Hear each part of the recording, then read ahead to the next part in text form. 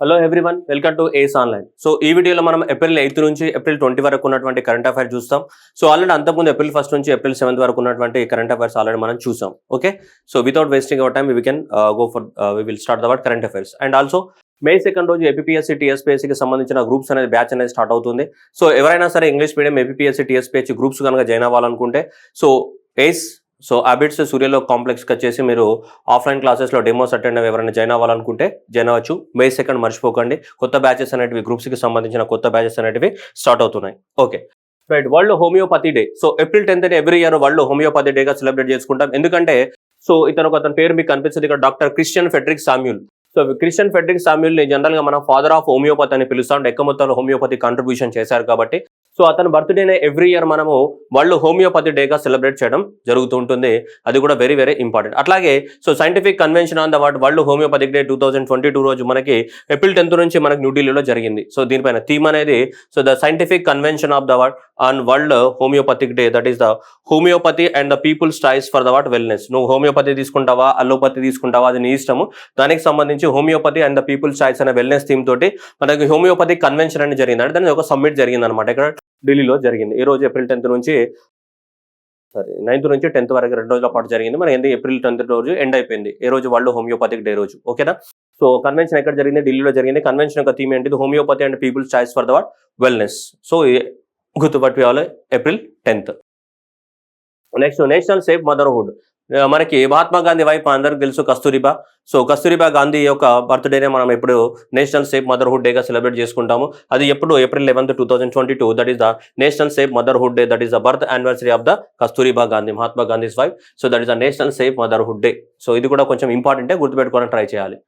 Next చూస్తే world haemophilia day. So April 17 every year world haemophilia డేగా celebrate చేసుకుంటాం.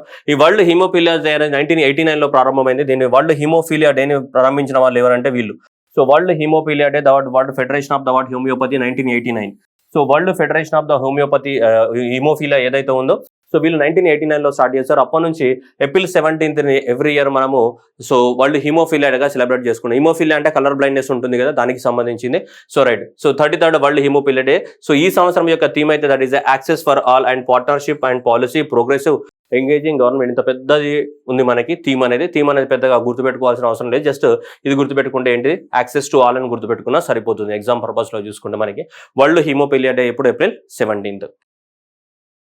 Next foreign secretary. So ఇండియాకి foreign secretary వచ్చేస్తే ఇంతకు మనకి హర్షవర్ధన్ శ్రింగ్లా ఉండే. హర్షవర్ధన్ శ్రింగ్లా ఇప్పుడు G20 సమ్మిట్ కి కోఆర్డినేటర్ గా అపాయింట్ అవ్వడం జరిగింది. హర్షవర్ధన్ శ్రింగ్లా ప్లేస్ లోపల మనకు చూసుకుంటే Vinay Mohan Kwatra 1988 batch IFS officer ఇప్పుడు ఇండియాకి ఫారెన్ సెక్రటరీగా అపాయింట్ అవ్వడం జరిగింది.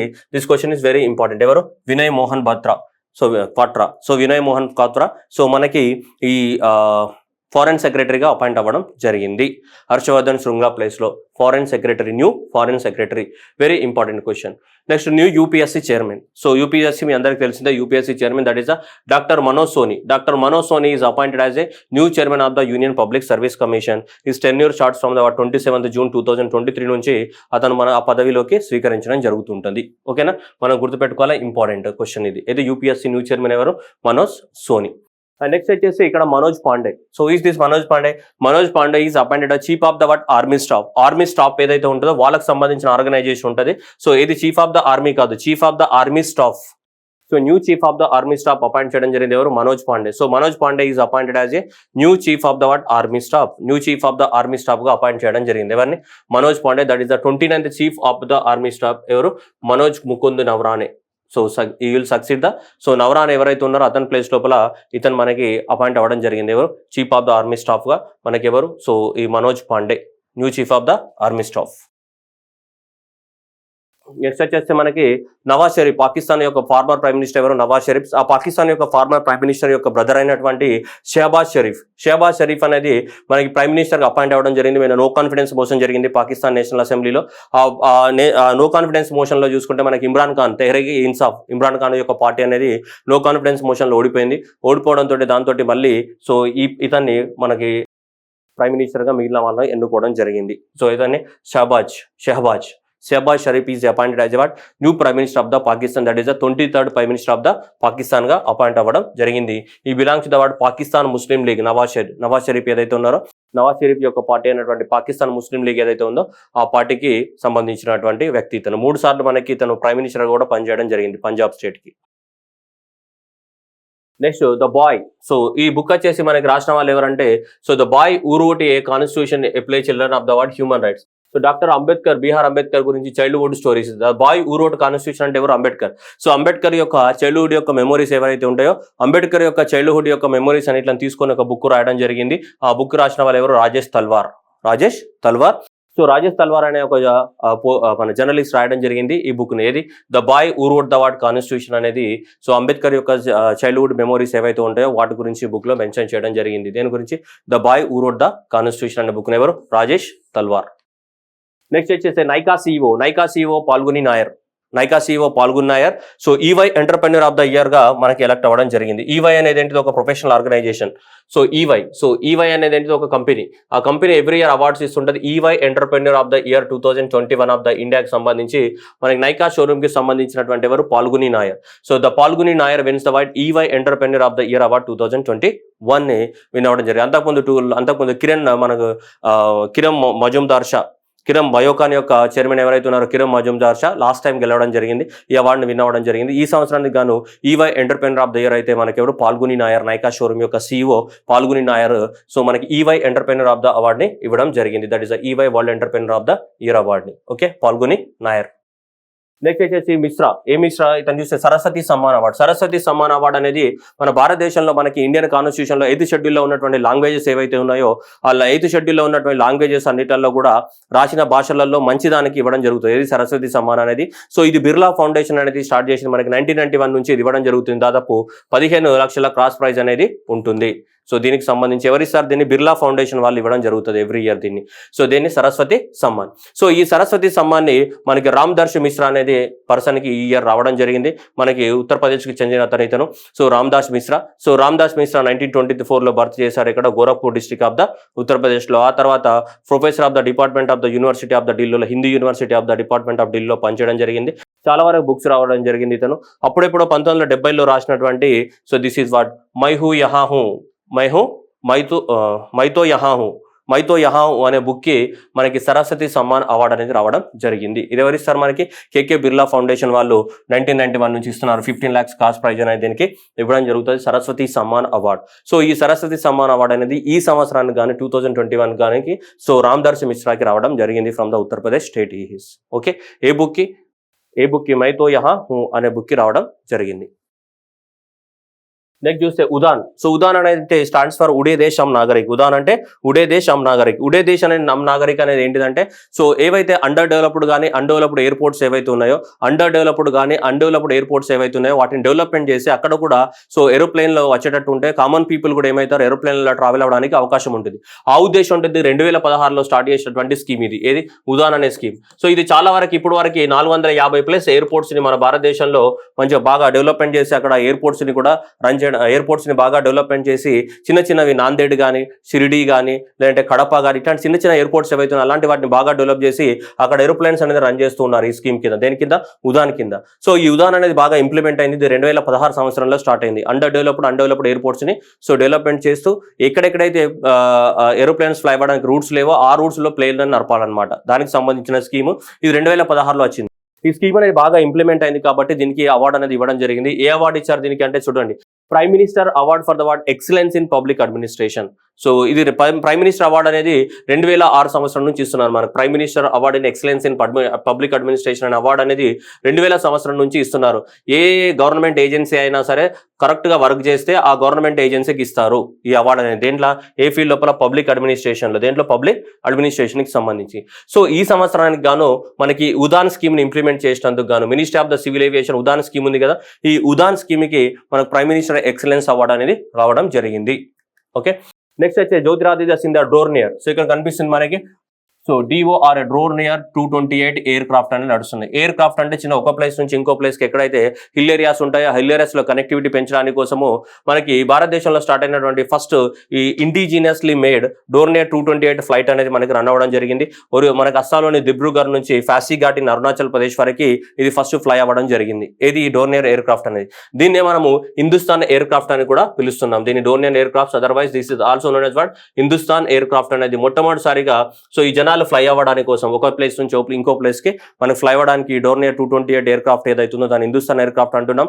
మనకి దిబ్రూగఢ్, అస్సాంలోని దిబ్రూగఢ్ నుంచి అరుణాచల్ ప్రదేశ్ నుండి ఫాసిఘాట్ వరకు మొట్టమొదటిసారిగా ఫ్లై చేయడం జరిగింది. ఇది పూర్తిగా ఇండియన్ టెక్నాలజీతో నిర్మించబడినటువంటి ఎయిర్ క్రాఫ్ట్ ఇది.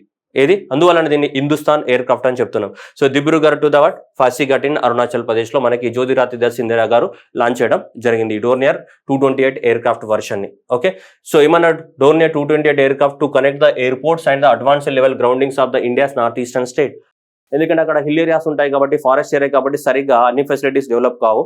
అందువల్ల దాన్ని లాంచ్ ఆ ఏరియాస్ లో కనెక్టివిటీ పెంచడానికి కోసం దీన్ని తీసుకురావడం జరిగింది.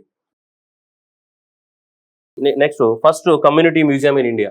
సో దట్ ఇండియాస్ ఫస్ట్ ఏమన్నా community museum inaugurated in the Leh region of the Ladakh అని చెప్తున్నాం. Leh region of the Ladakh union territory. So ఏ ప్రాంతం లోపల ఇక్కడ గ్యాస్ సమోసా విలేజ్, గ్యాస్ అసోమా విలేజ్ అని ఉంది. గ్యాస్ అసోమా విలేజ్, గ్యాస్ అసోమా అని ఈ రెండు విలేజెస్. ఆ విలేజెస్ లో ఉండే కమ్యూనిటీ, అక్కడ ఉండేటువంటి వాళ్ళ కల్చర్ కానీ, భాషలు, వాళ్ళ వెరైటీ ఆఫ్ ద ఆర్టికల్స్ కానీ, collections from the established award community museums in traditional Ladakh houses. అంటే ఆ ప్రాంతంలో ఉన్నటువంటి వాళ్ళ భాషకు సంబంధించిన స్క్రిప్ట్లు కానీ, వాళ్ళ భాషకు వాళ్ళకి కలర్గా వాళ్ళు వేసుకునే బట్టలు కానీ, వాళ్ళు తినే ఫుడ్ హ్యాబిట్స్ కానీ, వాళ్ళ ఎనిషియంట్ రిలీజియస్ ఏమైనా ఫీచర్స్ ఉంటే ఫీచర్స్ కానీ అవన్నీ కూడా కలెక్షన్ చేసి ఒక మ్యూజియాన్ని తయారు చేశారు. ఆ మ్యూజియం అనేది మనకి లెహ్ రీజన్ లడాఖ్లో పెట్టడం జరిగింది. పర్టికులర్లీ ఒక కమ్యూనిటీ వాళ్ళు, అంటే అక్కడ ఉండే కమ్యూనిటీ వాళ్ళే ఆ మ్యూజియాన్ని పెట్టడం జరిగింది. సో అందువల్ల దీన్ని ఏమంటున్నాం ఇక్కడ India's first community museum. First community museum అనేది మనకి ఎక్కడ స్టార్ట్ అయింది ఇక్కడ. So community gas Sasoma village లో లడాక్ లోపల స్టార్ట్ అవ్వడం జరిగింది. ఓకేనా, ఇది గుర్తుపెట్టుకోవాలి exam purpose. Next Rashtriya Gram Swaraj Abhiyan. So Rashtriya Gram Swaraj అంటే రాష్ట్రీయ అంటే నేషనల్ లెవెల్, గ్రామ స్వరాజ్ అంటే ఎక్కడ ఉంటుంది, పంచాయత్ రాజ్ ఇన్స్టిట్యూషన్స్ కదా. గ్రామ స్వరాజ్ని ప్రమోట్ చేసేది అన్ని కూడా ఏంటి, పంచాయత్ రాజ్ ఇన్స్టిట్యూషన్స్. ఏవైతే భారతదేశంలో పంచాయత్ రాజ్ ఇన్స్టిట్యూషన్స్ ఏవైతే ఉన్నాయో ఆ పంచాయత్ రాజ్ ఇన్స్టిట్యూషన్స్ యొక్క డెవలప్మెంట్ కోసమే ఇది గవర్నమెంట్ ఆఫ్ ఇండియా స్టార్ట్ చేయడం జరిగింది. ఇది రాష్ట్రీయ గ్రామ స్వరాజ్ అభియాన్. సో ఈ రాష్ట్రీయ గ్రామ స్వరాజ్ అభియాన్ని ఇంకా గవర్నమెంట్ అనేది పొడిగించడం జరిగింది. దేనికోసం, April 1 of 2022 నుంచి March 31 of 2026 వరకు 26 వరకు with the cost of the 5911 crores తోటి ఈ రాష్ట్రీయ గ్రామ స్వరాజ్ అభియాన్ని లాంచ్ చేయడం జరిగింది. 2022 నుంచి 2026 వరకు ఇంప్లిమెంట్ చేస్తారు. దీనికోసం పంచాయత్ రాజ్ ఇన్స్టిట్యూషన్స్ డెవలప్మెంట్ చేయడానికి కోసం. సో ఏమిట, to develop the governance capability of the Panchayat Raj institutions, అంటే గ్రామ పంచాయతీల యొక్క క్యాపబిలిటీస్ పెంచడానికి. And 2.78 lakhs of the rural local bodies to achieve the sustainable development goals. మనకు 17 ఉన్నాయి కదా, ఆ 17 సస్టైనబుల్ డెవలప్మెంట్ గోల్స్ అచీవ్ చేయడానికి కోసం అంట. Plus the continuation of the lines with 15th finance commission. 15th finance commission ఇచ్చిన డబ్బులతోటి సో కూడా add చేస్తామని చెప్తుంది. దాంతోపాటు 3700 కోట్లు అనేది సెంట్రల్ గవర్నమెంట్ భరిస్తే స్టేట్ గవర్నమెంట్స్ అనేది 2200 కోట్లు భరించాలి. మొత్తం 5911 కోట్లతోటి మనకి ఇది లాంచ్ చేయడం జరిగింది. ఇద్దరు షేర్ ఉన్నది అనమాట దీంట్లో. సో ఈ షేర్ వచ్చేసి యూనియన్ గవర్నమెంట్, ఈ షేర్ వచ్చేసి ఏంటిది స్టేట్ గవర్నమెంట్స్. ఈ రెండింటిలో యొక్క షేర్ తోటి మనకి ఈ స్కీమ్ ని లాంచ్ చేయడం జరిగింది. ఏది రాష్ట్రీయ గ్రామ స్వరాజ్ అభియాన్, రాష్ట్రీయ గ్రామ స్వరాజ్ అభియాన్ అనేది లాంచ్ చేయడం జరిగింది మనకి. ఓకేనా, ఇది గుర్తుపెట్టుకోవాలి. రాష్ట్రీయ గ్రామ స్వరాజ్ అభియాన్ అనేది దేనికి, పంచాయత్ రాజ్ యొక్క ఇన్స్టిట్యూషన్స్ ని డెవలప్మెంట్ చేయడానికి కోసం. ఎప్పటి నుంచి ఎప్పటి వరకు ఇంప్లిమెంట్ చేస్తారు, దానికి ఫండింగ్ ఎంత ఉంది, ఏం చేస్తారు అనేది కూడా important. Unit to buy hard all the things. Next ఇక్కడ చూస్తే ఇదంతా కూడా వేరే ఏదో స్టోరీ కనిపిస్తుంది. ఈ స్టోరీ అంతా మనకు అవసరం లేదు. ఈ స్టోరీ కన్నా కూడా మనకు కావాల్సింది ఏంటిదంటే ఇక్కడ హైడ్రో ఎలక్ట్రిక్ పవర్ ప్రాజెక్ట్ అనేది ఒకటి జమ్మూ కాశ్మీర్ యూనియన్ టెరిటరీలో ఓపెన్ చేసాం మనం. ఈ జమ్మూ కాశ్మీర్ అనే యూనియన్ టెరిటరీలో మీ అందరికీ తెలుసు హిమాచల్ ప్రదేశ్ నుంచి ఇక్కడ ఆరిజినేట్ అయ్యి ఇలా జమ్మూ కాశ్మీర్ యూనియన్ టెరిటరీ పోయే రివర్ ఏంటి, Chenab river. So the river name is what, Chenab river. So ఈ చీనాబ్ రివర్ మీద మనకు చాలా ఉన్నాయి. సలాల్ కానీ, దూల్హస్తి కానీ, రాట్లే కానీ, బాగ్లీహర్ అని 4 ప్రాజెక్ట్స్ అనేటివి మనకి చీనాబ్ నది పైన ఉన్నాయి. ఈ చీనాబ్ నది పైన ఉన్నటువంటి దాంట్లో ఈ రాట్లే అనే ప్రాజెక్ట్ కూడా ఎక్కడ ఉంది, చీనాబ్ నది పైన జమ్మూ కాశ్మీర్ యూనియన్ టెరిటరీ ఉంది. సో రాట్లే, RATLE రాట్లే ప్రాజెక్ట్. సో 850 మెగావాట్లతోటి ఈ రాట్లే హైడ్రో ఎలక్ట్రిక్ పవర్ ప్రాజెక్ట్ అనేది మనకి జమ్మూ కాశ్మీర్లో ఓపెన్ చేయడం జరిగింది.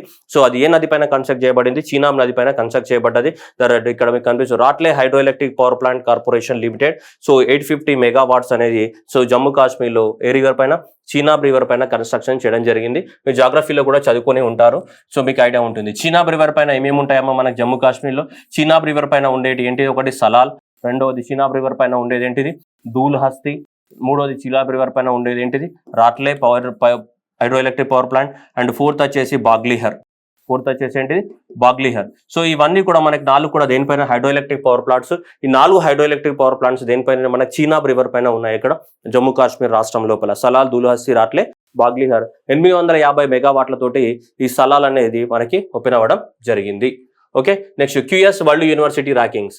QS and the world university rankings ఏవైతే ఉన్నాయో, ఈ క్యూఎస్ వరల్డ్ యూనివర్సిటీ ర్యాంకింగ్స్ అన్ని కూడా మనకి ఆర్గనైజేషన్ ఇస్తుంది. ఏ ఆర్గనైజేషన్? క్యూఎస్ అనే వరల్డ్ ఆర్గనైజేషన్. క్యూఎస్ అనే వరల్డ్ ఆర్గనైజేషన్ అనేది ఎవ్రీ ఇయర్ ఈ ర్యాంకింగ్స్ అనేది ఇస్తూ ఉంటుంది. సో ఈ క్యూఎస్ వరల్డ్ యూనివర్సిటీ ర్యాంకింగ్ లో చూసుకుంటే సోషల్ సైన్స్ అండ్ మేనేజ్మెంట్ ఎవరు? హార్వర్డ్ యూనివర్సిటీ ఉంది. ఇంజనీరింగ్ అండ్ టెక్నాలజీలో MIT Massachusetts institute of technology ఉంది. అండ్ నెక్స్ట్ వచ్చేసి ఆర్ట్స్ అండ్ హ్యూమానిటీస్ లో యూనివర్సిటీ ఆఫ్ ద ఆక్స్ఫర్డ్ ఉంది. And next life sciences and medicine లో ఏముంది? మళ్ళీ మనకి హార్వర్డ్ యూనివర్సిటీ ఉంది. అండ్ న్యాచురల్ సైన్సెస్ లో ఏముంది? మసాచుసెట్స్ ఆఫ్ టెక్నాలజీలో ఉంది మనకి. Okay right, university of the Oxford and university of the Harvard and next అండి మసాచుసెట్స్ ఇన్స్టిట్యూట్స్ అనేవి ఇవి టాప్ లో ఉన్నాయి. దీంట్లో క్యూఎస్ వరల్డ్ యూనివర్సిటీకి సంబంధించి ఇవన్నీ టాప్ ర్యాంక్ లో ఉన్నాయి మనకి. ఏది?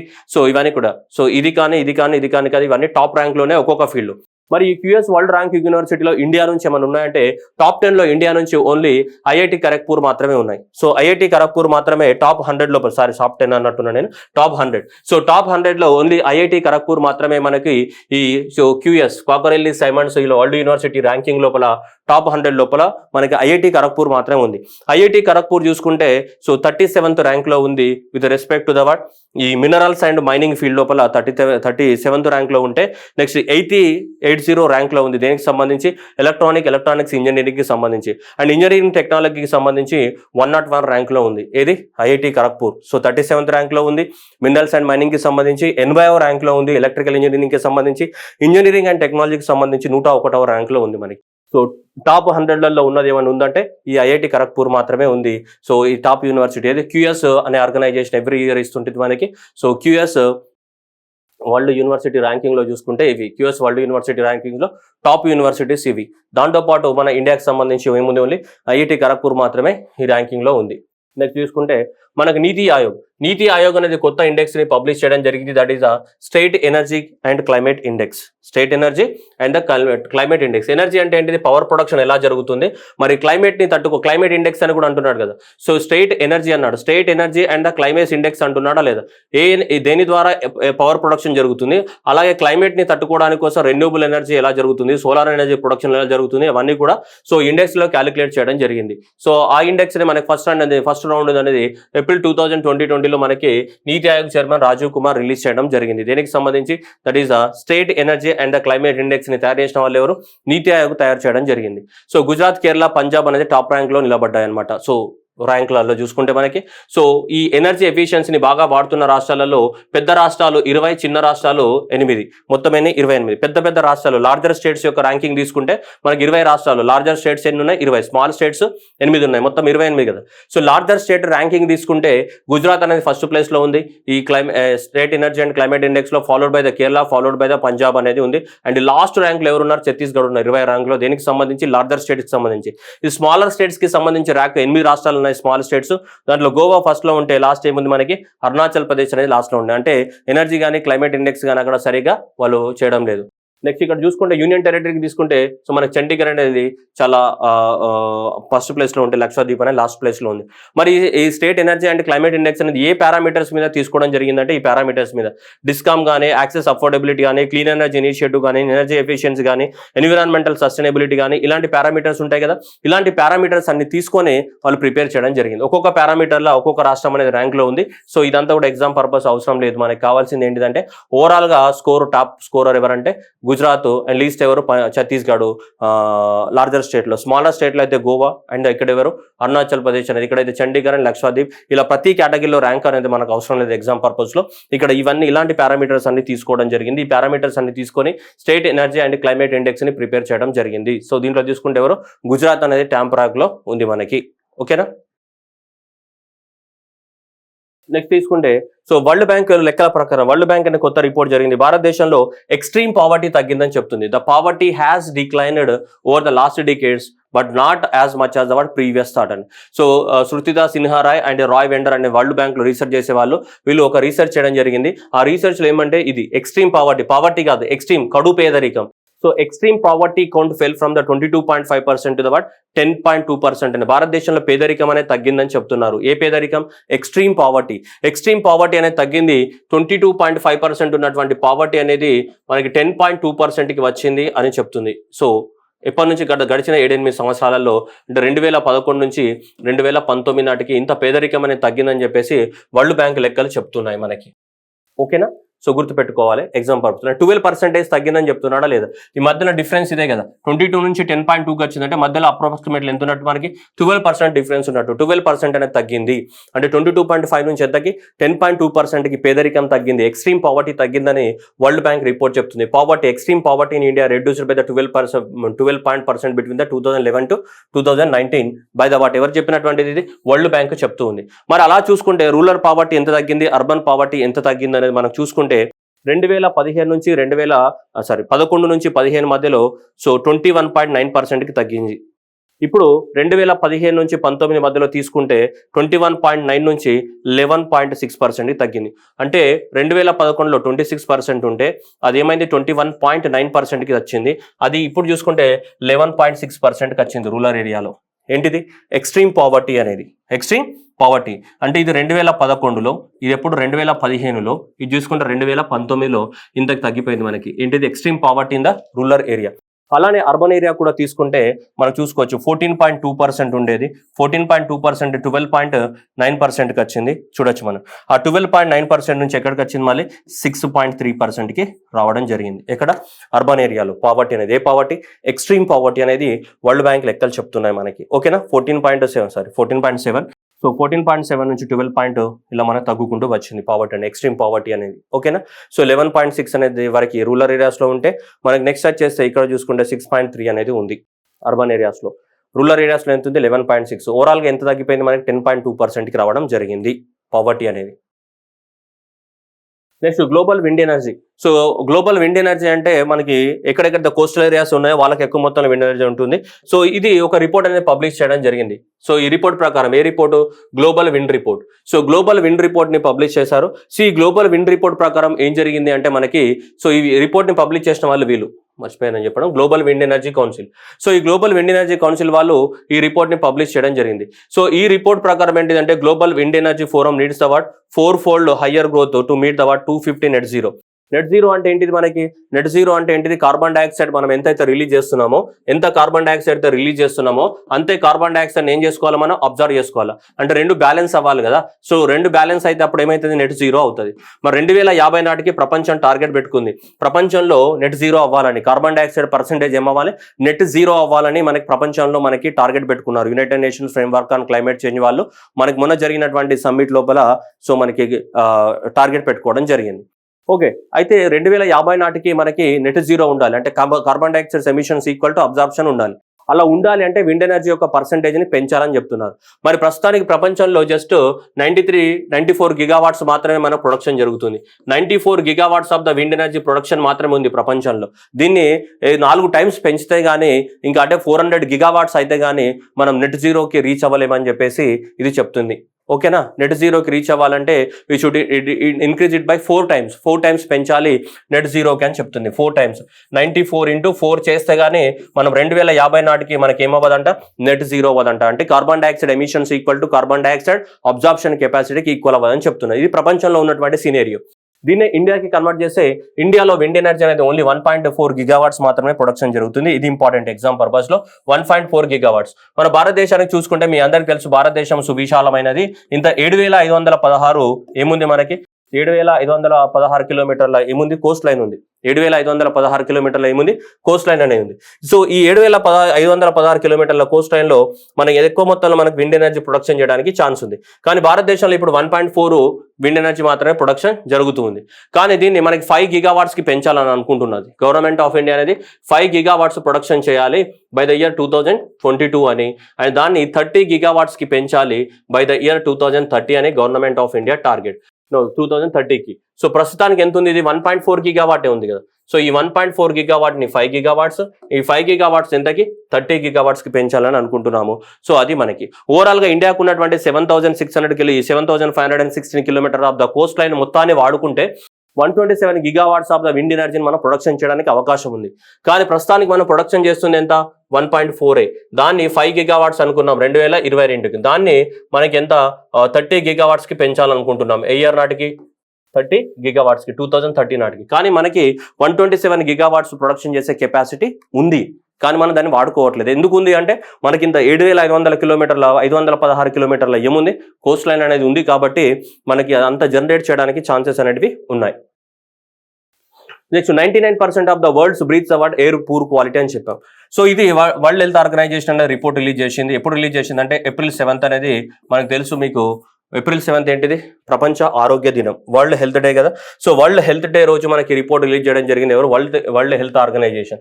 సో ఈ వరల్డ్ హెల్త్ ఆర్గనైజేషన్ ఎక్కడ ఉంటుంది? మనకి జెనీవా, స్విట్జర్లాండ్ లో ఉంటుంది కదా. వాళ్ళు రిపోర్ట్ రిలీజ్ చేశారు. ఈ రిపోర్ట్ అనేది దేని ఆధారంగా రిలీజ్ చేశారంటే 2 తీసుకున్నారు వీళ్ళు. సో అర్బన్ ఏరియాస్ లో ఎక్కువ మొత్తంలో particulate matter 2.5 and particulate matter 10 release అవుతుంది. అర్బన్ ఏరియాలో ఎక్కువ మొత్తంలో మనకి NO2 నైట్రస్ ఆక్సైడ్ ఎక్కువ రిలీజ్ అవుతుంది. కాబట్టి ఈ మూడిట్లను తీసుకొని మెజర్ చేయడం జరిగింది. For the first time WHO air quality database is announced by taking concentrations of the nitrogen dioxide and which is a common urban pollutant and particulate matters తీసుకోవడం జరిగింది. So ఇవి తీసుకొని అనౌన్స్మెంట్ చేసినప్పుడు వాళ్ళు ఏం చెప్తున్నారంటే ప్రపంచంలో దాదాపు 99% మంది స్పెషల్గా సో పొల్యూటెడ్ ఎయిర్నే పీల్చుకుంటున్నారు.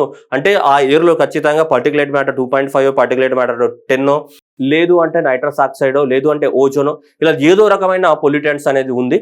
99% ఆఫ్ ద ప్రపంచం అనేది మనకి పొల్యూటెడ్ ఎయిర్నే పీల్చుకుంటుందని చెప్పేసి వరల్డ్ హెల్త్ ఆర్గనైజేషన్ అనేది అనౌన్స్మెంట్ ఇవ్వడం జరిగింది. నెక్స్ట్ కామన్వెల్త్ గేమ్స్ మీ అందరికి తెలుసు. కామన్వెల్త్ కంట్రీస్ అంటే ఏంటిది?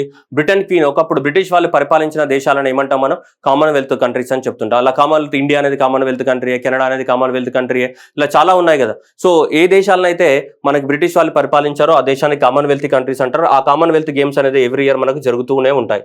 సో కామన్వెల్త్ గేమ్స్ కనుక జరుగుతుంటే ఈ 2026 సంవత్సరంలో కామన్వెల్త్ గేమ్స్ జరగడానికి కోసము ఆస్ట్రేలియానే సెలెక్ట్ చేయడం జరిగింది. ఆస్ట్రేలియా యొక్క ఏ స్టేట్? మనకి విక్టోరియా స్టేట్ లో. విక్టోరియా అనేది ఒక రాష్ట్రం ఎక్కడ? ఆస్ట్రేలియాలో. సో విక్టోరియా అనేది ఒక రాష్ట్రం. ఆ విక్టోరియా రాష్ట్రం ఆస్ట్రేలియా దేశంలో మనకి 2026లో ఈ కామన్వెల్త్ గేమ్స్ అనేది జరగబోతున్నాయి. ఈ కామన్వెల్త్ గేమ్స్ అనేది జరగడం ఇక్కడ 6th టైం ఇది. సో ఇది 6th టైం కామన్వెల్త్ గేమ్స్. అంతకుముందు జరిగాయి 2018లో జరిగాయి, 2006లో జరిగాయి, 82లో జరిగాయి, 62లో జరిగాయి, 1938లో జరిగాయి ఇక్కడ ఆస్ట్రేలియాలో. సో ఆస్ట్రేలియాలో జరగడం ఇది. ఈ సంవత్సరం కామన్వెల్త్ గేమ్స్ లో చూసుకుంటే 16 స్పోర్ట్స్ కి మనకి అప్రూవల్ తెలపడం జరిగింది. 16 స్పోర్ట్స్. దాంట్లో ఫస్ట్ టైం మన T20 క్రికెట్ ని కూడా ఇంక్లూడ్ చేయడం జరిగింది. T20 క్రికెట్, అలాగే మనకి ఆక్వాటిక్స్ కానీ సైక్లింగ్స్ కానీ అలాగే T20 క్రికెట్ ని కూడా ఇంక్లూడ్ చేయడం జరిగింది. సో మనకి 2026 సంవత్సరంలో కామన్వెల్త్ గేమ్స్ అనేది ఏ దేశంలో జరుగుతాయి? ఆస్ట్రేలియా దేశంలో జరగబోతాయి 2026లో with 16 sports including the T20 cricket తో పాటు కూడా. నెక్స్ట్ కాన్ఫరెన్సెస్ కనుక చూసుకుంటే మనకి defence minister Rajnath Singh inaugurated the air force commanders conference in Delhi. So ఈ ఎయిర్ ఫోర్స్ కి సంబంధించినటువంటి కమాండర్స్ ఎవరైతే ఉన్నారో వాళ్ళందరినీ కలిసి ఒక కాన్ఫరెన్స్ పెట్టడం జరిగింది. ఆ కాన్ఫరెన్స్ ఎక్కడ జరిగిందని అడుగుతారు. మనకి ఇక్కడ ఢిల్లీలో జరగడం జరిగింది. ఏ థీమ్ తోటి జరిగింది? చూడండి, ఆప్టిమైజింగ్ ద హ్యూమన్ రిసోర్సెస్. మన దగ్గర ఉన్న హ్యూమన్ రిసోర్సెస్ ఏం చేయాలి, ఎలా వాడుకోవాలన్న దాని మీద డిస్కషన్ జరిగింది. ఏ conference? Air force commanders conference. Air force commander conference అనేది ఎక్కడ జరిగింది? మనకి ఢిల్లీలో జరిగింది. ఎవరు అటెండ్ అయ్యారు? డిఫెన్స్ మినిస్టర్ ఎవరు? రాజ్నాథ్ సింగ్ అటెండ్ అవ్వడం జరిగింది. నెక్స్ట్ అట్లాగే smart cities and smart urbanisation కి సంబంధించి 3 days సమ్మిట్ అనేది జరిగింది మనకి సూరత్, గుజరాత్ లో. 3 days summit on the smart cities and smart urbanisation కి సంబంధించి. సో మన గుజరాత్ లోనే ఇక్కడ సూరత్ లో మనకి ఇది smart cities and smart urbanisation కి సంబంధించిన సమ్మిట్ అనేది జరగడం జరిగింది. స్మార్ట్ సిటీస్ ని ఎలా నిర్మించాలి, ఎలాంటి టెక్నాలజీ వాడాలి, ఏమేమి టెక్నాలజీ అందుబాటులో ఉంది, ఇలాంటి వాటి అన్నిటికీ సంబంధించి మనకి ఇక్కడ స్మార్ట్ సిటీస్ సంబంధించినటువంటి కాన్ఫరెన్స్ అనేది మనకి జరిగింది. ఇక్కడ సూరత్, గుజరాత్ లో జరగడం జరిగింది. ఓకే, నెక్స్ట్ వచ్చేసి Ecuador became the first country to give the legal rights to the wild life animals. Okay, ఒకతను ఒక మంకీని తెచ్చుకున్నాడు పెంచుకోవడానికి కోసం. ఆ మంకీ అనేది ఓనర్తో పాటు కొద్ది రోజుల పాటు ఉండింది. ఆ తర్వాత ఆ మంకీని ఏం చేశారంటే ఓనర్ నుంచి సపరేట్ చేసి తిరిగి మళ్ళీ ఫారెస్ట్లోకి తీసుకెళ్లి వదిలేయడం జరిగింది. ఎవరు? జూ అథారిటీ వాళ్ళు. అయితే అప్పుడు ఆ మంకీ అనేది చనిపోయింది. ఆ ఓనర్ దగ్గర నుంచి సపరేట్ చేయడం వల్ల తట్టుకోలేక మంకీ అనేది చనిపోయింది. చనిపోయిన తర్వాత ఒకరు కోర్టులో కేసు వేశారు. ఒకరు కోర్టులో కేసేసి ఏంటంటే ఇలా ఎవరంటే వాళ్ళు ఫారెస్ట్లో ఉన్న యానిమల్స్ అనేది తీసుకొని పెంచుకుంటే అది మళ్ళీ తట్టుకోలేక చనిపోతున్నాయి, వాటికి కూడా రైట్స్ ఉంటాయి కదా అని చెప్పేసి ఎవరో కోర్టులో కేసేశారు. ఆ కోర్టులో కేసేసినప్పుడు ఈక్వెడార్ కోర్టు ఏం చేసిందంటే రికగ్నైజ్ చేసింది. ఎట్లంటే అట్లా నువ్వు పెట్ యానిమల్స్ని ఇష్టం వచ్చినట్టు ఇంటికి తీసుకొని పెంచుకోవడానికి వీలు లేదు అని చెప్పింది. అలా యానిమల్స్ కూడా లీగల్గా రైట్స్ ఉంటాయని చెప్పినటువంటి మొదటి దేశంగా ఈరోజు ఈ స్టోరీలో రికార్డ్ నమోదైంది ఈ దేశం పైన. ఏ దేశం పైన? Ecuador. Ecuador became the first country to give the legal rights to the wild animals. Wild animals కి లీగల్ రైట్స్ ఇచ్చినటువంటి మొదటి దేశంగా మన చరిత్రలోకి ఎక్కడం జరిగింది ఈ దేశం. ఏది? Ecuador. Next United Nations human right council. Okay, మానవ హక్కుల్ని కాపాడే సంస్థ. ఇది జెనీవా స్విట్జర్లాండ్ లో ఉంటుంది. ఇది United Nations human right council ఎక్కడ? జెనీవా స్విట్జర్లాండ్ లో ఉంటుంది ఇది. దీనికి సంబంధించి మనకి ఈ హ్యూమన్ రైట్స్ కి సంబంధించి క్లైమేట్ చేంజ్, ఈ టెంపరేచర్ ఇంక్రీజ్ అవ్వడం వల్ల టెంపరేచర్ ఇంక్రీజ్ అవ్వడం, సముద్రాలు ఉప్పొంగడము, ఇవన్నిట్ల వల్ల మానవ హక్కుల ఉల్లంఘన కూడా జరగడానికి అవకాశం ఉంది ఫ్యూచర్ లో. There is a deprivation of the human rights due to the increasing of the temperature and due to the effect of the climate change. అలాంటి వాటన్నిట్ల వల్ల ఎలా ఎఫెక్ట్ అవుతాయి, మనుషుల యొక్క ఫండమెంటల్ రైట్స్ ఎలా ఎఫెక్ట్ అవుతాయి అని దాని గురించి పూర్తిగా స్టడీ చేయడానికి కోసము ఒక ఆమెని అపాయింట్ చేయడం జరిగింది. ఆ ఆమె పేరు ఏంటిదంటే Ian Fry. Ian Fry is the world's first independent experts of the human rights and the climate change. He has been appointed for the period of the 3 years. Ayan Fry is the Australian and Tuvaluan country ki samand Tuvalu. Australia and Tuvalu country rendu yokka citizenships unnayi ameki. ఆయనకి. Ian Fry ని appoint చేయడం జరిగింది. దేనికి? Climate change experts. Climate change experts in which organisation? United Nations Human rights Council. ఎక్కడ ఉంది? అది Geneva Switzerland. ఈ United Nations Human Rights కౌన్సిల్లో ఉందా? ఈ కౌన్సిల్లో క్లైమేట్ చేంజ్ గురించి స్టడీ చేయడానికి కోసం ఇతన్ని అపాయింట్ చేయడం జరిగింది. Is the first climate change expert in human rights council. Next వచ్చేసి UNDP. UNDP announce united nation development programme. United nation development programme ఎక్కడ ఉంటుంది? మనకి న్యూయార్క్ లో ఉంటుంది. హ్యూమన్ డెవలప్మెంట్ ఇండెక్స్ ఇవన్నీ వీళ్ళే ప్రిపేర్ చేస్తారు. యునైటెడ్ నేషన్స్ డెవలప్మెంట్ ప్రోగ్రామ్ ఎవరైతే ఉన్నారో they are announced the 2.2 millions of the climate action plan for the innovators. ఎవరైతే కొత్త ఇన్నోవేషన్స్ చేస్తారో దేనికి సంబంధించి? క్లైమేట్ చేంజ్ కి సంబంధించి ఎవరెవరైతే కొత్త ఇన్నోవేషన్స్ ప్రమోట్ చేస్తారో వాళ్ళకి సంబంధించి 2.2 మిలియన్ యాక్షన్ ఫండింగ్ అనేది ఇవ్వడం జరిగింది. కొత్త ఇన్నోవేషన్స్ ప్రమోట్ చేయడానికి పర్టికులర్లీ ఏ సెక్టార్ లోపల? Climate action. క్లైమేట్ చేంజ్ ఏదైతే మన అందరిని ఇంపాక్ట్ చేస్తుందో ఈ క్లైమేట్ చేంజ్ కి సంబంధించి 2.2 మిలియన్ రూపీస్ అనేది అనౌన్స్మెంట్ చేయడం జరిగింది. ఎవరు? United Nations Development Programme only to promote the innovations in the climate change sector. Next Hyderabad, Mumbai is recognised as the tree cities of the world. అంటే ఎక్కువ మొత్తంలో చెట్లు నాటినటువంటి సిటీస్లలో ప్రపంచంలోనే 1, 2వ ర్యాంకులలో ఉన్నాయి. మరి ఇది ఎవరిస్తారు ఈ రికగ్నైజేషన్ అంటే? ఈ ఆర్గనైజేషన్ ఇక్కడ ఇది Arbor day foundation and also మనకి ఫుడ్ అండ్ అగ్రికల్చర్ ఆర్గనైజేషన్, ఇవి రెండు ఉన్నాయి కదా. ఈ రెండు ఆర్గనైజేషన్స్ అనేది ప్రపంచంలో ఏ సిటీస్లలో ఎక్కువ మొత్తంలో ట్రీని నాటుతున్నారు అనే దాని మీద మనం ఇస్తారు. Hyderabad wins the tree city of the world for the second consecutive year. 2020లో వచ్చింది హైదరాబాద్కి, 2021లో వచ్చింది. ప్రపంచంలోనే highest number of the trees నాటినటువంటి సిటీస్ లోపల ఇది ఒక సిటీగా చరిత్రలోకి ఎక్కడం జరిగింది. దాదాపు 138 సిటీస్ తీసుకున్నారు. 138 సిటీస్ ఫ్రమ్ ద 21 కంట్రీస్ తీసుకోవడం జరిగింది. అలా తీసుకుంటే హైదరాబాద్లోనే దాదాపు ఇక్కడ చూడొచ్చు 3,50,00,000 ట్రీస్ నాటి 2 years లోపల 500 వాలంటీర్స్. అలాగే ముంబైలో 4,25,000 చెట్లు నాటి మనకి 2వ ప్లేస్లో ఉంది ప్రపంచంలోనే. దాదాపు 138 సిటీస్లలో హైదరాబాద్ అనేది 1వ ప్లేస్లో ఉంటే ఈ 138 సిటీలలో మనకి ముంబై అనేది ఏముంది? 2nd ప్లేస్లో ఉంది ట్రీ సిటీస్ లిస్ట్ లోపల. Mumbai is known as dream city became the second city to receive the tree city recognition. Hyderabad stands first place. ఇది గుర్తుపెట్టుకోవాలి. తెలంగాణ ఎగ్జామ్ రాసేవాళ్ళు చాలా ఇంపార్టెంట్. ఏది? ఇది ఫస్ట్ ప్లేస్. ఇదేంటిది? ముంబై అనేది 2nd ప్లేస్ ఉండేది tree city of the world's లోపల. ఎక్కువ మొత్తంలో మనకి రికగ్నైజ్ చేయడం జరిగింది ఎక్కువ మొత్తంలో చెట్టు నాటిన సిటీలలో. Next ISRO and the UIDA అంటే మీ అందరికి తెలుసు, అందరికి ఆధార్ కార్డు ఉంటుంది కాబట్టి ఆధార్ కార్డుకి సంబంధించిన ఆర్గనైజేషన్ మీ అందరికి తెలుసు. ఇది unique identification authority of the India. Unique identification authority of the India ministry of the electronic information communication technology కింద పనిచేస్తుంది. ఆధార్ కార్డుకి సంబంధించినటువంటి ఆర్గనైజేషన్. అట్లాగే నేషనల్ రిమోట్ సెన్సింగ్ శాటిలైట్, ఇది మనకి హైదరాబాద్ లో ఉంది.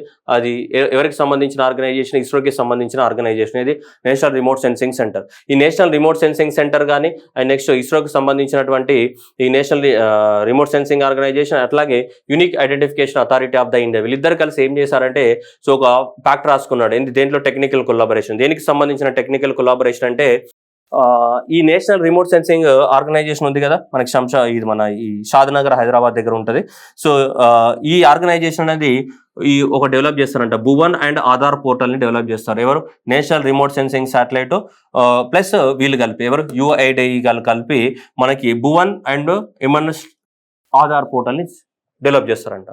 ఈ డెవలప్ చేయడం వల్ల ఏంటిదంటే భారతదేశంలో ఎక్కడైనా సరే ఆధార్ ఎన్రోల్మెంట్ సెంటర్స్ ఎక్కడున్నాయనేది నువ్వు డైరెక్ట్ జాగ్రఫికల్ లొకేషన్స్ ద్వారా ఐడెంటిఫై చేసుకొని ఆధార్ ఎన్రోల్ చేసుకోవడానికి అవకాశం ఉంటుంది. సో ఆధార్ కార్డు యొక్క ఎన్రోల్మెంట్ సెంటర్స్ని ఐడెంటిఫై చేయడానికి కోసము ఈ భువన్ అండ్ ఆధార్ పోర్టల్ని డెవలప్మెంట్ చేస్తామని national remote sensing system of the ISRO plus Aadhaar card centre అయినటువంటి unique identification authority of the India ఇద్దరు అగ్రిమెంట్ రాసుకోవడం జరిగింది. అలా ఆ పోర్టల్ ద్వారా ఏంటిదంటే ఆధార్ ఎన్రోల్మెంట్ సెంటర్స్ ఎక్కడున్నాయో అవన్నీ కూడా ఈజీగా so information and the locations of the Aadhaar centers across the India. Next bullet train project Japan. So మనకి ఫస్ట్ బుల్లెట్ ట్రైన్ అనేది ఇండియాలో 2026లో స్టార్ట్ అవుతుందని ఎక్స్పెక్టెడ్. సో ఇక్కడ నుంచి ఎక్కడికి బుల్లెట్ ట్రైన్ అనేది మనకి ఎక్కడ? సో అహ్మదాబాద్ నుంచి ముంబై వరకు, 508 కిలోమీటర్స్. అహ్మదాబాద్ నుంచి ముంబై వరకు మనకి 508 కిలోమీటర్ల పొడవున మనం ఫస్ట్ బుల్లెట్ ట్రైన్ ప్రాజెక్ట్ నిర్మిస్తున్నాం జపాన్ వాళ్ళ సహాయంతో. సో జపాన్ వాళ్ళు ఆల్మోస్ట్ 98,000 కోట్లు అనేది మనకు లోన్స్ ఇచ్చారు, 98,000 crores. ఆ 98,000 crores కోసం మనం చేస్తారు. అయితే దానికోసం మనకి ఇండియాకి సంబంధించి మరి ఈ ట్రాక్స్ పైన ఎలాంటి ట్రైన్ నడవాలి అంటే ఆ ట్రైన్ పేరే ఇది పెట్టినారు వాళ్ళు. ఏ train? E5 Shinkansen series trains. ఇండియాలో ప్రవేశపెట్టబోయే బుల్లెట్ ట్రైన్స్ పేరేంటిది? E5 షింకాన్సెన్ ట్రైన్స్ అనేది మనకి ఇండియాలో ప్రవేశపెట్టబోతున్నారు. ఇదైతే హిటాచి అండ్ కవాసాకి అనే రెండు ఇండస్ట్రీస్ దీన్ని డెవలప్మెంట్ చేయడం జరిగింది. గంటకి 320 కిలోమీటర్ల వేగంతో వెళ్తూ ఉంటాయి. 3.35 మీటర్స్ ఆఫ్ ద ఏముంటాయి మనకి వైడ్ ఉంటాయి. ఇండియాలో రైల్వే ట్రాక్స్ అనేది ఇలా పెద్దగా ఉంటాయి. మనకి 3.35 మీటర్ల వెడల్పు ఉండేటట్టు వీటిని తయారు చేయడం జరిగింది. అండ్ గంటకి 320 కిలోమీటర్ల వేగంతో మనకి బుల్లెట్ ట్రైన్ ని ప్రవేశపెట్టారు. సో హిటాచి ప్లస్ కవాసాకి అనే రెండు కంపెనీస్ కలిసి ఇవి తయారు చేయడం జరిగింది. ఇది Shinkansen series of the trains. ఆ బుల్లెట్ ట్రైన్ పేరు, ఇండియాలో ప్రవేశపెట్టే బుల్లెట్ ట్రైన్ టెక్నాలజీ పేరు ఏంటిది? Shinkansen. So first bullet train project ఎప్పుడు స్టార్ట్ అవడానికి అవకాశం ఉంది? 2026 సంవత్సరంలో స్టార్ట్ అవడానికి అవకాశం ఉంది. ఓకేనా? సో 508 కిలోమీటర్లు అహ్మదాబాద్ నుంచి ఎక్కడికి? ముంబైకి అండర్ కన్స్ట్రక్షన్ లో ఉంది మనకి చూస్తున్నాం. Okay, so Shinkansen technology very important. అంటే ఇండియాలో ప్రవేశపెట్టబోయే బుల్లెట్ ట్రైన్స్ యొక్క స్పీడ్ ఎంత ఉంటుంది? 320. మామూలుగా 360, కొన్ని దేశాల్లో చైనా దేశాలలో 360, కొన్నిట్లో 400 వరకు ఉన్నాయి. బట్ ఇండియాలో ప్రవేశపెట్టబోయే బుల్లెట్ ట్రైన్స్ యొక్క స్పీడ్ ఎంత? 320 km/h అండ్ 3.35 ఏముంటుంది? వెడల్పులో ఉంటాయి. ఆ టెక్నాలజీ పేరు ఏంటిది? E5 Shinkansen series trains. Next government of the Telangana and government of the Thailand ఇద్దరు కలిసి మనకి అగ్రిమెంట్ రాసుకోవడం జరిగింది వీళ్ళిద్దరు కలిసి. So that is the information technology. So government of the Thailand.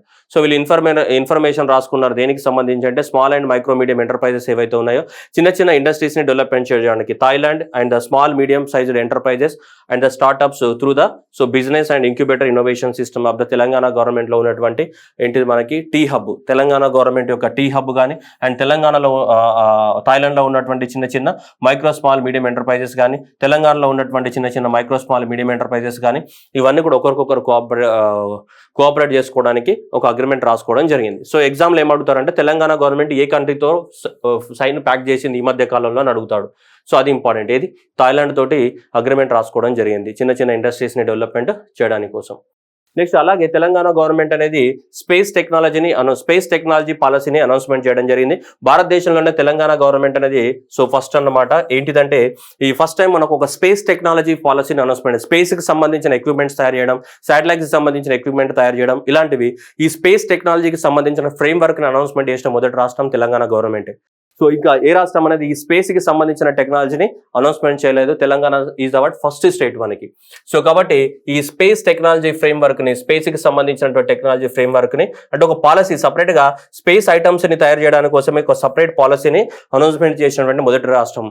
ISRO chairman వచ్చేసి మనకి సోమనాథ్ గారు కానీ, నీతి ఆయోగ్ చైర్మన్ రాజీవ్ కుమార్ కానీ, తెలంగాణ ఐటీ మినిస్టర్ కేటీఆర్ గారు కానీ వీళ్ళందరూ కలిసి మనకి ఈ పాలసీని రివీల్ చేయడం జరిగింది మనకి. ఓకేనా? జాగ్రత్తగా గుర్తుపెట్టుకోవాలి, ఎగ్జామ్లో తెలంగాణ వాళ్ళకి వెరీ ఇంపార్టెంట్. అండ్ నెక్స్ట్ నీతి ఆయోగ్. నీతి ఆయోగ్ అనేది మనకి ఇన్నోవేషన్స్ ని ప్రమోట్ చేయడానికి కోసం 2015 సంవత్సరంలోనే సో మనకి అటల్ టింకరింగ్ ల్యాబ్స్ లాంటివి అనేవి స్టార్ట్ చేయడం జరిగింది. ఇన్నోవేషన్స్ ని ప్రమోట్ చేయడానికి కోసం అటల్ టింకరింగ్ ల్యాబ్స్ అనేది స్టార్ట్ చేసే 2015లోనే స్టార్ట్ చేసింది ఎవరు? నీతి Aayog.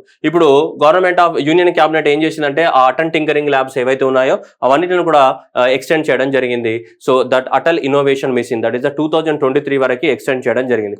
Establishing of the 10,000 Atal Tinkering Labs, establishing of the 101 Atal Incubation Centers, and establishing of 50 Atal Community Innovation Centers, and supporting the 200 startups. ఇవన్నీ కూడా ఏంటి అంటే ఇన్నోవేషన్స్ ని ప్రమోట్ చేయడానికి కోసమే under the name of the Atal innovation mission. నీతి ఆయోగ్ అనేది వీటిని promote చేస్తుంది అటల్ ఇన్నోవేషన్ మిషన్ కింద.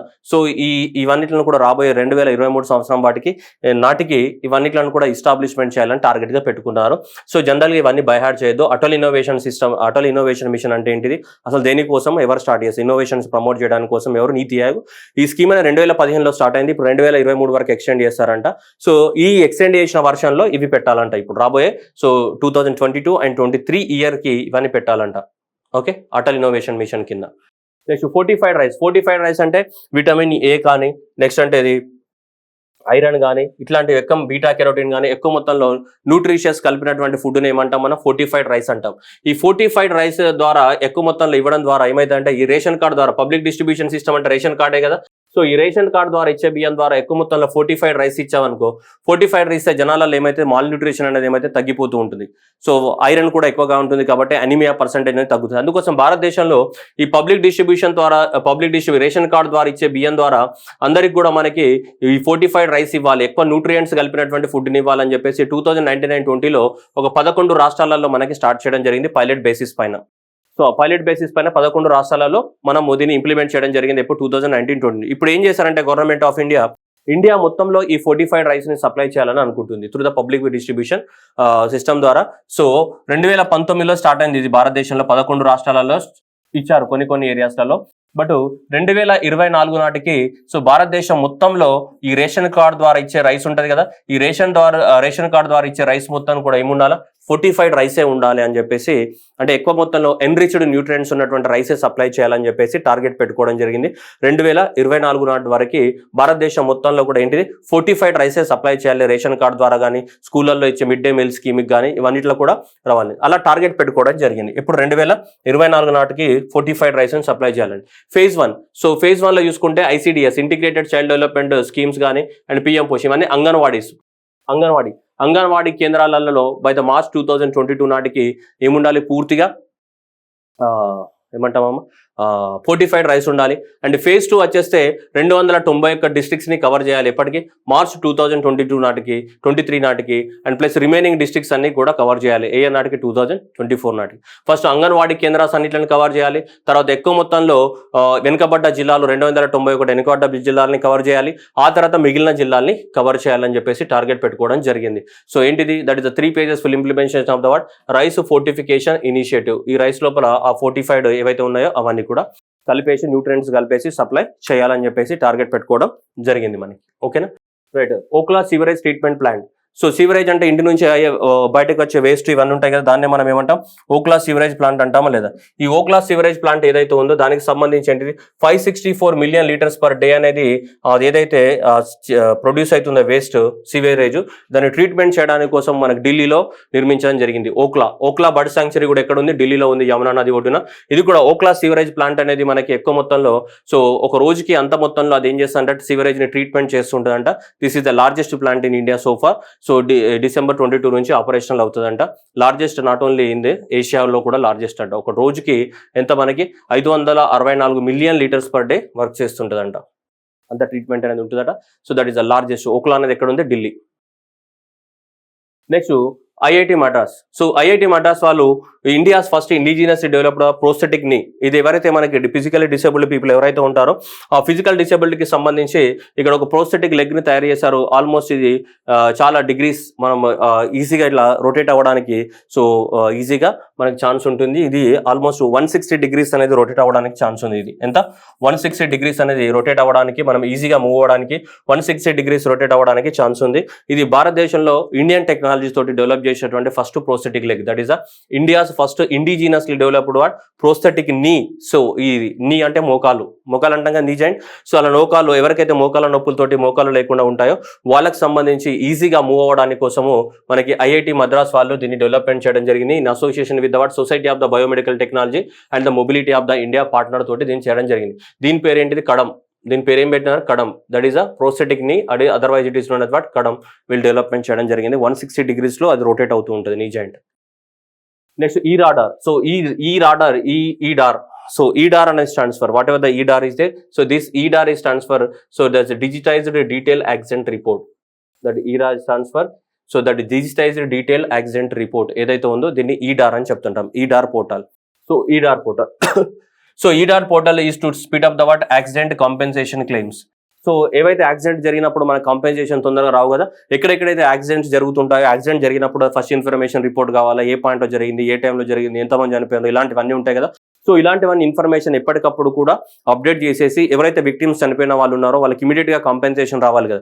సో ఆ విక్టిమ్స్ కి ఇమీడియట్ గా కాంపెన్సేషన్ రావడానికి కోసం అనేది ఇది స్టార్ట్ చేయడం జరిగింది. ఏది? So electronic digitised detail accident report అనేది తయారు చేయడం జరిగింది. సో ఓకేనా.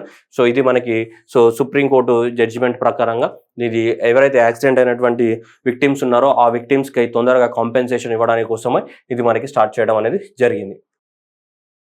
నెక్స్ట్ యాంటీ ట్యాంక్ మిజైల్ ఏంటిది? హెలీనా. హెల్ అంటే ఇక్కడ హెలికాప్టర్. సో హెలికాప్టర్ ఇక్కడ కనిపిస్తే హెలికాప్టర్ ద్వారా లాంచ్ చేసేటటువంటి ఏ మిజైల్?